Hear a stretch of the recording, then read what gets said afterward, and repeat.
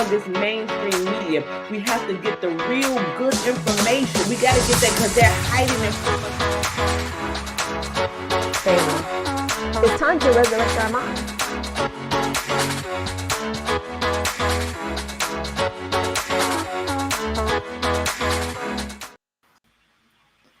Good morning, good morning, good morning, and welcome. First of all, let me go ahead and start this because this is my first time going live from Instagram. Let me know if you all can hear me clearly as I am coming to you live from a remote location on this day before Thanksgiving. Welcome, welcome, welcome. First of all, you guys, welcome on all the platforms. I see you guys over here on Instagram Live, my first time being over there. So welcome. It's kind of weird having to look at two different cameras. I see you, Nora. I see you, Tish. I see you, Sue. Guys, welcome, welcome, welcome. And you guys say you hear me fine. So we're going to go ahead and jump right on into it. My favorite crypto person says, jump right on into it. I think I've adopted it. Okay, so welcome to Unfiltered. The first thing I want to let you guys know is that today's giveaway is going to be sponsored by our parent company, which is Blue Phoenix Enterprises. We're going to be giving away $100 at some point during the show. Good morning, Avril. Welcome, everyone. And I want to let you guys know that that will be coming a little bit later. But first, I want to say thank you so much to the people who helped to sponsor the Thanksgiving giveaways. That would be Informative Services, our place to go to get wealth information and crypto information about this new paradigm shift that's coming. We thank you so much to Whittington Enterprises, owned by Tyson Thompson, for contributing. Of course, our very own JW Media. All those posts you guys see, girl, please, bye. That is not me. I actually have a media person who is so wonderful, and I sometimes help with the graphics, but she does all of my copy. So if you need someone, inbox me, JW Media. She's amazing. In addition to that, Attorney Derek Wright also helped to sponsor the Thanksgiving giveaway as well as Unfiltered. So I do want to say this before we get on to this next segment here. I want to say this part. There is someone whose name was recommended, and of course, we're doing this all in in confidence, right? When someone needs help. So we want to be able to send that grocery gift card to this woman.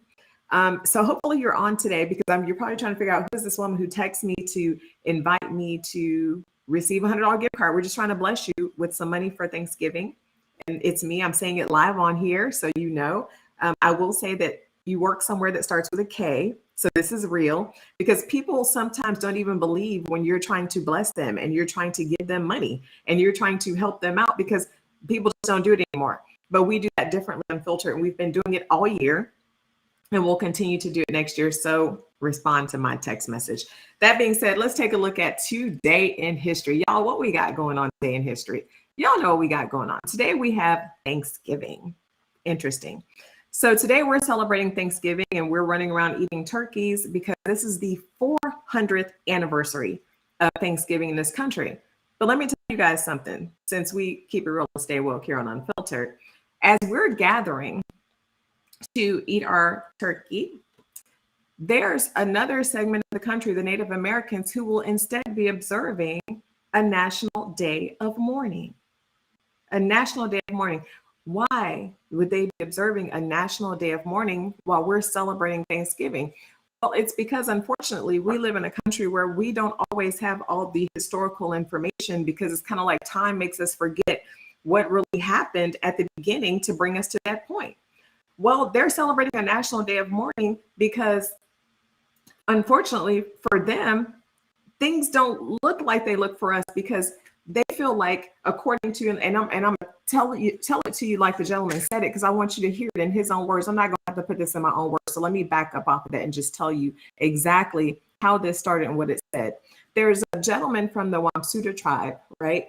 And he's also known as Frank James, because we have to have an American name because we can't always pronounce indigenous names. So that's a whole nother episode.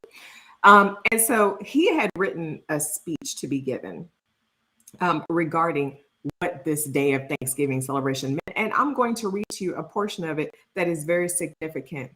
He said, "This is a time," and this is 50 years ago, "this is a time of celebration for you, celebrating an anniversary of the beginning for white men in America, a time for looking back, a time of reflection. But then he went on to say, it is with a heavy heart that I look back upon what happened to my people. We, the Wampanoag, welcomed you, the white man, with open arms, little knowing that it was the beginning of the end, that before 50 years were to pass, that the Wampanoag would no longer be a free people. He went on to say that although time has drained our culture and our language is now almost extinct, we, the Wampanoag, still walk the land of Massachusetts. This is what they do at Plymouth Rock. It's not about celebrating the Pilgrims or eating turkeys for them. We may be fragmented. We may be confused. Many years have passed since we have been together as a people. Our lands were invaded. We fought as hard to keep our lands as you whites did to take it away from us. And I will end with this. He said that perhaps our biggest mistake was welcoming the English settlers to America. So while we're celebrating with our turkey and our Thanksgiving, we have to remember that everything that we have comes at a cost. There was a cost, and that cost was paid by the Native Americans, because that Thanksgiving, when they were able to help, look at it this way, that Thanksgiving, they were able to help them survive. And all of the historical documents will tell you that the Pilgrims in America would not have survived being in America but for the Native Americans. And that turned out to be their biggest regret. So here we are celebrating Thanksgiving, and it looks a little bit different when you look at it from a historical perspective. But then I was trying to figure out, I was like, okay, so it's interesting that we eat turkey on Thanksgiving. And the reason I say that's interesting is just because of the phrase turkey. So do y'all remember that phrase by George Jefferson? He used to always say jive turkey. I know you guys have to remember that phrase. Come on, somebody in the chat. Don't make me feel old out here. You guys remember jive turkey, right? So what I'm showing to you guys, and you guys on Instagram can't see like all the graphics I'm putting up, but you can hear what I'm saying. Where does the term jive turkey come from? This started back in the 1940s on its own. The word jive, was slang, right? It meant something that was foolish, something that was frivolous, something that was vile and deceitful. How interesting that we're eating turkey on Thanksgiving. It was in the 1970s, though, when we started calling things that were shady or foolish jive turkeys, right? Turkeys have now come to be known as something that gobbles, right? But also something that is variously used as an insult, seen as dull or worthless. So I just had to throw a little bit of that shade. So as we gather together, we should be thankful and celebrating one another every single day. So when you go together tomorrow, we're not thinking about, oh, we're celebrating Thanksgiving because of what happened 400 years ago, because what happened 400 years ago is shameful. And there are people who are even arguing that they should get rid of the holiday altogether because we're basically celebrating the massacre of a people. Forget the fact that 90% of the tribe was wiped out because they brought the plague over. Yes, that's the truth. 90% of the tribe was wiped out before they even started helping them because they brought the plague over. And then you isolated them from their lands and created laws that would basically put their people in captivity on isolated lands. Y'all know what I'm talking about. So let's jump right into it. That drags us right into today's topic, which is a little bit about the laws, right? That put people in captivity. What's in the news right now? What's in the news right now is the fact that the Ahmaud Arbery jury is deliberating right now. Anybody been watching the trial? Anybody been following the sound bites that we've been hearing on TV? Let me see you in the chat. Let me see what your thoughts are. Let me hear you, because I want to talk to you really quickly about citizens arrest laws. And I'm going to give you a little bit of background on citizens arrest laws, because I see you, George. How are you? About citizens arrest laws. Okay. So when were they created? What were they created for? I think a lot of the times we don't really have context as to why a thing is a thing or where it came from. So what we need to understand is that this particular law and these laws across the country were created in the slavery era, in the time when they were the slaves were free, but they weren't free. So they had slave catchers and all these laws make it so that you could still grab Black people. It just is what it is. And so this is what's happening. And the picture I put up there was Mr. Cobb. And the reason I'm using Thomas Cobb as an example is because this Arbery case is happening in Georgia. So we're specifically going to talk about this law that happened in Georgia. So here's Thomas Cobb, the famous Thomas Cobb. You see his picture sitting right up there above the chat.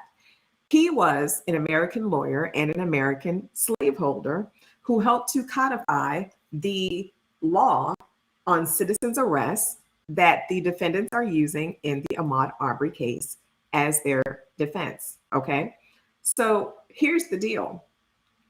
How did this law come to be? And who is this? And by the way, Cobb County, for y'all who live in North Georgia, is named after him. Okay. And so here's what we have to pay attention to. What were his thoughts in getting this law codified? What is the background story? And why do we still have slave and civil rights era suppression laws on the books to begin with? So this code or this law or whatever it was that they were trying to do was first enacted in 1863. It is 2021. 2021. I mean, we have been through all types of civil revolutions. We didn't even have a Black president. And we're still dealing with these types of laws, right, that are on the books. So here we go. Let me tell you who Thomas Cobb is and what he thinks and how this law came to be, because the bottom line is these laws across the country regarding citizens' arrest were used to support violence against African Americans, and not just in Georgia. But if we want to speak about Georgia, the KKK used it to kill over 300 people, and nobody was ever arrested. So let's get to what Mr. Cobb had to say. He wrote a book in 1958, before this law was even codified. And I'm going to read what he said. In this book, he said, "This inquiry into the physical, mental, and moral development of the Negro race seems to point them clearly as peculiarly fit for a laborious class. The physical frame is capable of great and long continued exertion. Their mental capacity renders them incapable of successful self-development, and yet adapts them for the direction of the wiser race." Who's the wiser race? Okay. "Their moral character renders them happy, peaceful, contented, and cheerful in a status that would break the spirit and destroy the energies of the Caucasian or the Native American." These were Cobb's views on African Americans and on race and on slavery. And then it was codified in what we now know as the Citizens Arrest Law. You can find this in the book that he wrote called Inquiry into the Law of Negro Slavery in the United States of America. How many of y'all didn't know that? How many of y'all ain't never heard it? Well, now we're getting the facts. Now we're staying woke and we're getting the truth, right? So here we go. Let's look at this law that allowed what happened in the Arbery case. Let's take a look at the law. I'm an attorney by trade. We're going to take a look at the law. We're not just going to listen to the sound bites. We're going to take a look at the law. So here is what the law actually says. A private person may arrest an offender if the offense is committed in his presence or within his immediate knowledge. If the offense is a felony and the offender is escaping or attempting to escape, a private person may arrest him upon reasonable and probable, that's a low standard, probable, reasonable grounds of suspicion.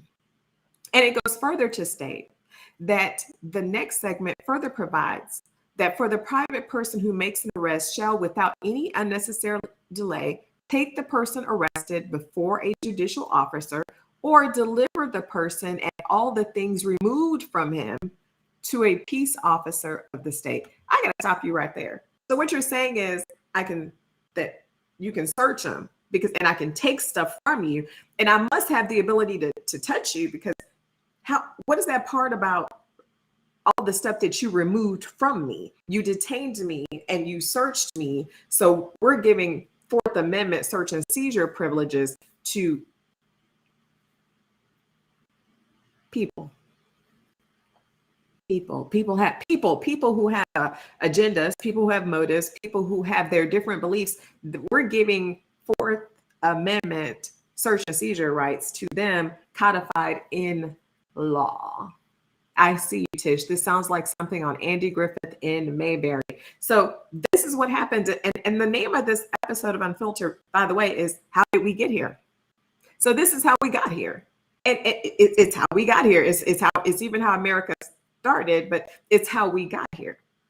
And so this is how we get to this case. So we've read the law. We've talked about, this Civil War era thing. We've even talked about the caption in the book. But guess what the status of it now? The status of it is that it has been repealed in Georgia.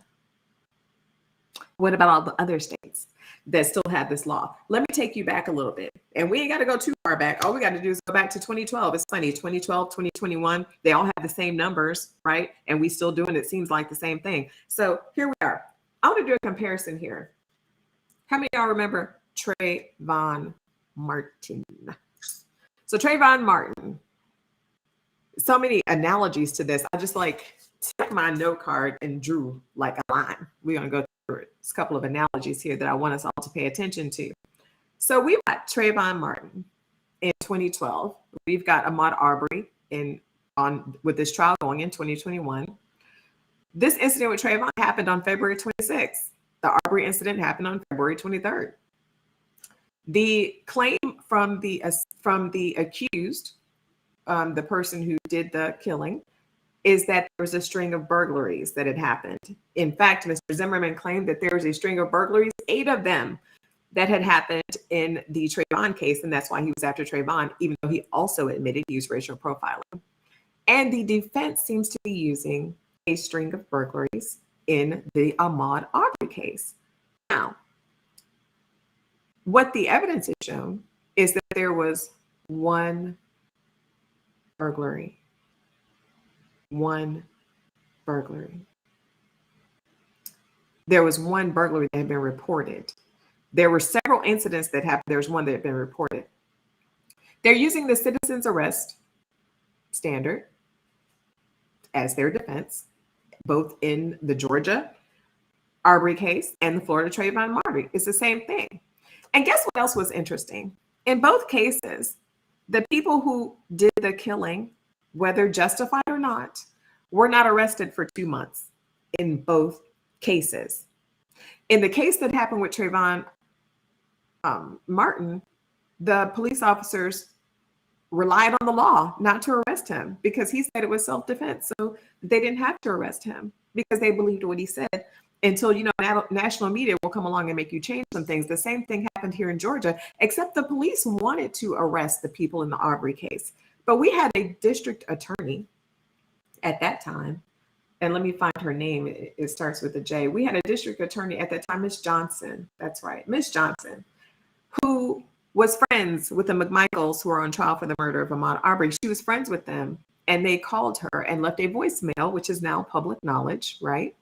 And she told them not to arrest them. So they weren't arrested for 2 months. Then she recused herself from the case and put one of her friends on the case, right? And then she gave some other special privileges, and then she got indicted. So in Georgia, we've at least repealed the law, but then in addition to that, they indicted the district attorney who handled the case improperly. But not only did they indict her and she got arrested. Come on now. Not only did they indict her and she got arrested, but guess what the wonderful voters of Georgia did? The wonderful voters of Georgia at that very next election, they elected somebody else. They kicked her out of office. That's what I'm talking about when I say you have the authority to use your power. You have the authority to use your power to get these people out of office, and that's what they did. But the disappointing part about it was like only a 2 percentage point. Like, it was close. That should not have even been close. Like, after everything you heard, it shouldn't have even been close, because I'm gonna tell you guys, this wasn't the first time the woman had been in trouble. She had been in trouble before. Why? Because one of her police officers had a domestic violence issue. 2 different occasions, she kept giving him a bond and letting him out. And the next time she let him out, he killed his wife.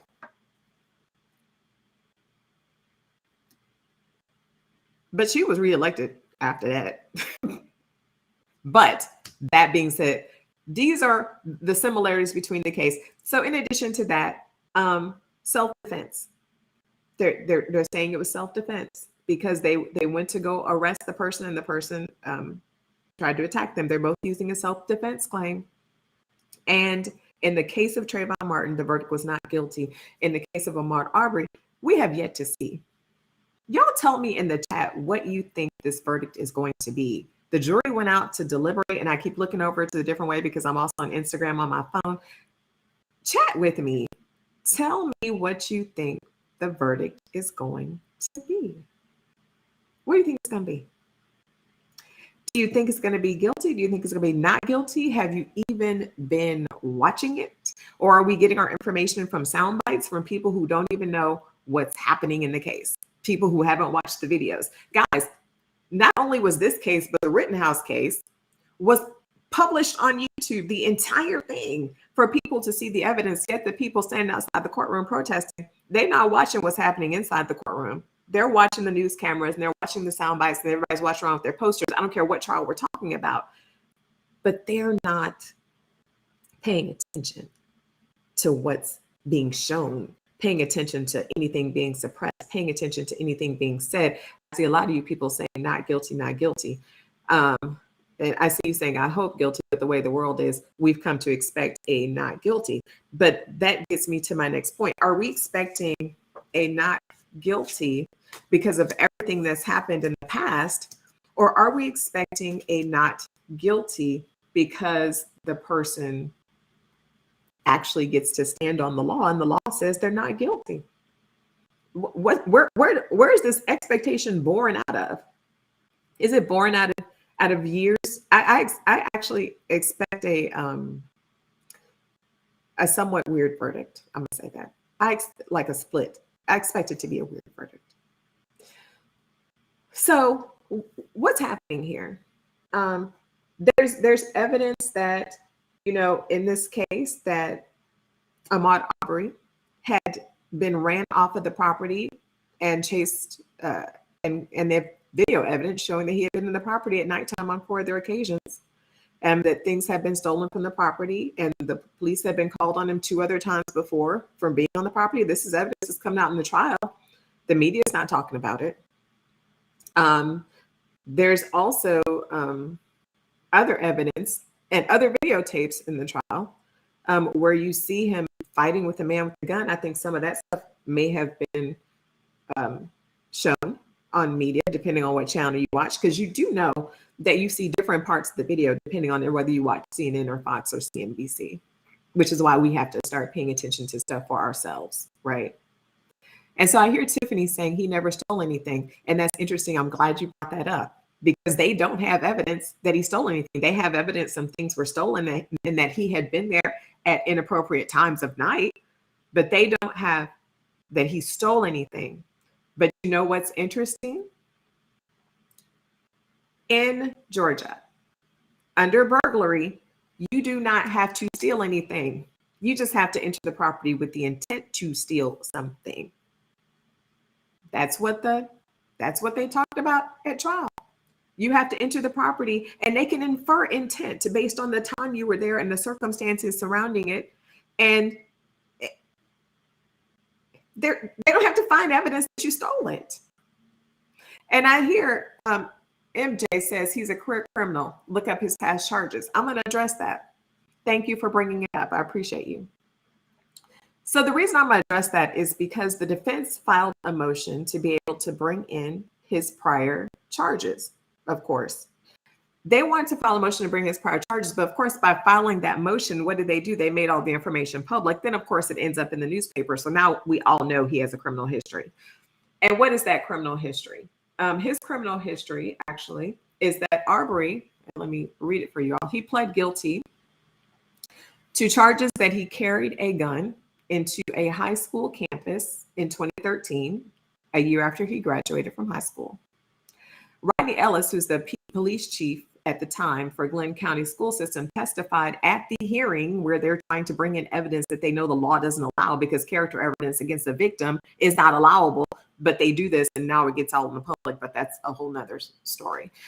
So the police chief testified that at Wednesday's hearing that Arbery tried to evade the officers on foot and only stopped when they pointed guns at him.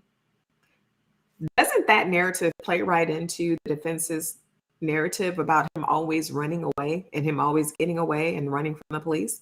But then also he was arrested in 2017 on charges that he tried to steal a TV from Walmart. And court records show that he was on probation at the time of his death. Why are we talking about it? We're talking about it because someone in the chat brought it up. So it's necessary for us to discuss it because there's layers to this, right? And so as a person who is sitting in the seat of a jury member, now they tell the jury you're not supposed to pay attention to all that. How many of y'all know they go Google? Y'all stop, cut that out. Do not believe that. I don't believe it because I'm pretty sure everyone thinks that they're like, investigator Magoo or whoever, and I'm going to go find out the information. And I wonder if it could possibly be him. The information is out there on the internet to know. But just because he had a criminal past doesn't mean he did it in this particular instance. But unfortunately, it does make it more likely in the minds of those who are aware that he may have been the one who was over there stealing because he kept coming back and kept coming back. There was some irrational behavior throughout the whole thing. And I guess we're getting into this because we're talking about it, right? All I'm saying is stay woke. Don't be surprised. That's all I'm gonna say. Don't be caught off guard. Don't be surprised, and get your information from credible sources. And I think the thing that watching the trial, the thing that bothered me the most, and I'm gonna be honest, I'm gonna keep it real with y'all because I know no other way to do it. The thing that bothered me the most was thinking about the "We Run with Arbery" t-shirts and the movement and the fact that it's "We Run with Arbery." He's this innocent jogger running through this neighborhood when the evidence, nobody ever presented evidence that he jogged. No one argued that he was in the neighborhood jogging. In fact, the prosecution is arguing, no, he wasn't there for burglary. He may have committed a criminal trespass. No one is arguing that he was a jogger, that he was there exercising. No side. No one has ever come out and said that that's the truth, but we have a t-shirt.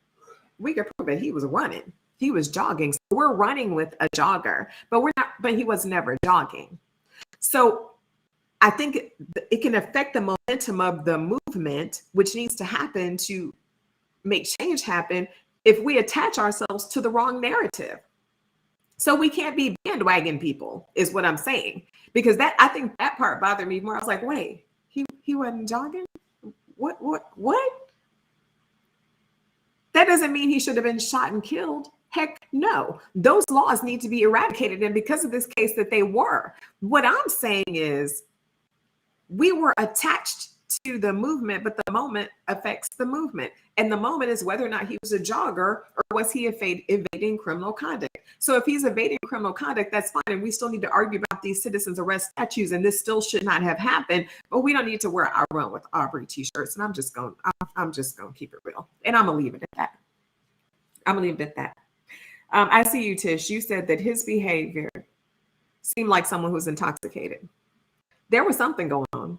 Why would you go back to a place that 4 times in the middle of the night at 4 o'clock in the morning at different times? Why would you keep going back to this place that they've run you off of and told you not to come back, and the police have been called on you twice? Why would you go back and then come back again another time? And then why would you be like running? Thank you so much. I see the Urban Philosopher like your channel. Thank you. You're funny.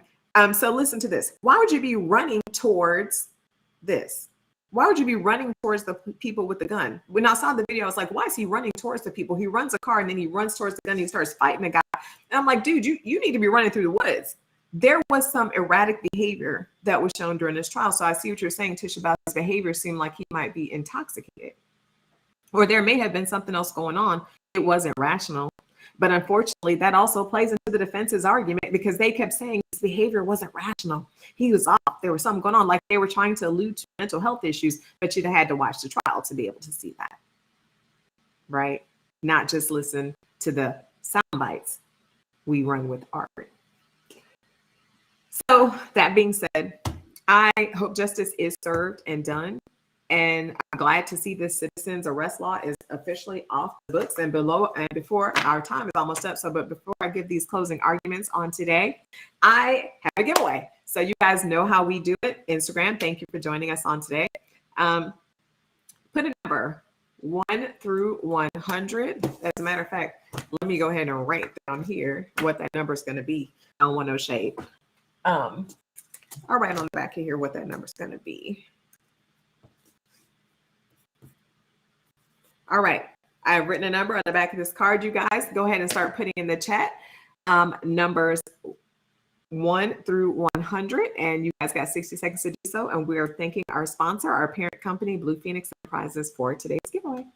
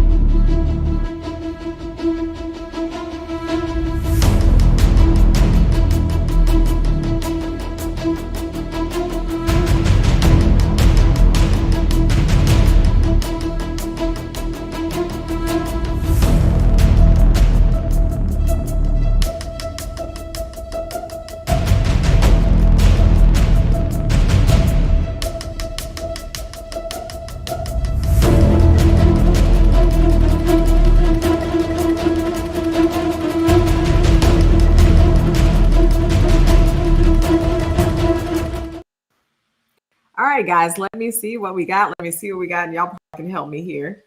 So we still got a couple of numbers that are coming in, I see you, Sid. I see you, Christina. I see you, Tiffany. I see you, Jennifer. Why are y'all all in the same category? I see you, Tish. I see, hey, Jackie. I see you, Jackie. All right, so guys, the number for today is actually 43. So the number for today is 43. And who's closest? I see Christina is 7 away from 43. Who else we got? I see Tish is 8 away from 43. Anyone else? Are we all in agreement that the closest one is Christina Callwood at 50? I believe so. You are closest. And so you will be receiving $100. Make sure that you send that information to me at beblessed@bcwright.com so that I can send you your $100 before the holidays. Okay, did Tiffany just really call for a do-over? No do-over. Congratulations so much to Christina Callwood, and thank you for being such a faithful listener. Listen, I got to hop off of here, but before I go, let me close with these thoughts. We're talking about, and I wrote this down this morning, I want to say it. The disease causes the symptoms, okay? The law is not the cause. It is the symptom of an underlying disease that rarely goes into remission. It wears many disguises, kind of like coronavirus. It produces different symptoms depending on who comes into contact with it. The disease came over on the Mayflower. It did come over on the Mayflower, but it's not the one that killed 90% of the population. The disease came over on the Mayflower, and since that time, it has been institutionalized. It has been used to rationalize certain behaviors, and it has been embedded into and ingrained into our society because it is the disease that allows the laws. What is the disease? Anybody know what the disease is? I'll put that in the chat.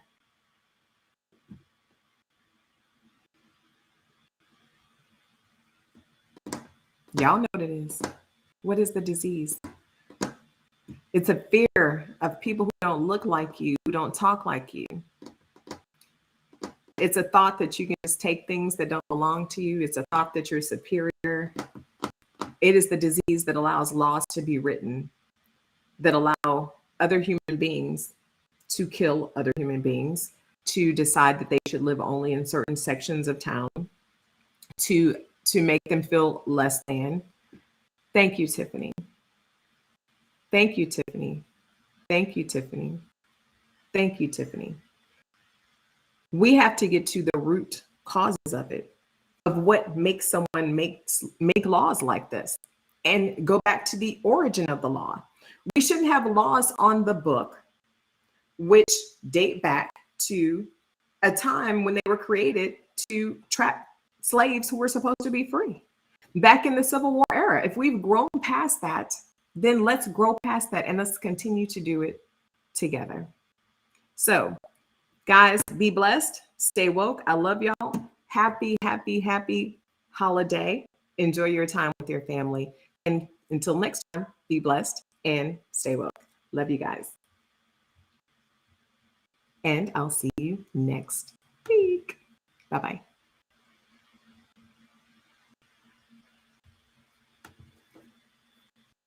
Bigger than me.